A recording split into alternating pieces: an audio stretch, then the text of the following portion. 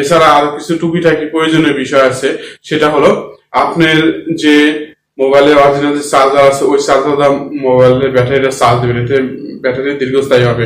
আমরা অনেক সময় কি করি, ওই মোবাইলের যে চার্জারটা হারিয়ে যায় বা কি করে যেখানে খুশি সেখানে মোবাইল চার্জ দিয়ে অন্য চার্জার দেয়, এই কাজটা কখনো করবেন না। আপনার ব্যাটারির সাথে রিলেটেড রেখে কোম্পানি কিন্তু আপনার ওই অ্যাডাপ্টারটা চার্জারটা তৈরি করছে, আপনি ওইভাবে চার্জ দিলে লাইট পারবে। বা আপনার চার্জার হারিয়ে গেল, আপনি বুঝে না বুঝে কি করলেন, যে একটা নতুন চার্জার কিনে আনলেন, আপনি চার্জ দিচ্ছেন, চার্জ হবে ঠিক আছে, কিন্তু ব্যাটারিটা লাইফটা কিন্তু কমে যাবে। কারণ আপনার যে চার্জার যে আছে আপনার ইনপুট আউট আছে, অর্থাৎ পাওয়ার আছে, অর্থাৎ কত ওয়াটের, এটা আপনাকে জানতে হবে। এবং আপনার মোবাইল কত ওয়াট সাপোর্ট করে এবং কোনটা সাপোর্ট করে এটা জানতে হবে। জেনে তারপরে ওই ওয়াট অনুযায়ী আপনি চার্জার কিনবেন ওই ধরনের, তাহলে আপনার ব্যাটারি লাইফটা কি বন্ধুরা বাড়বে।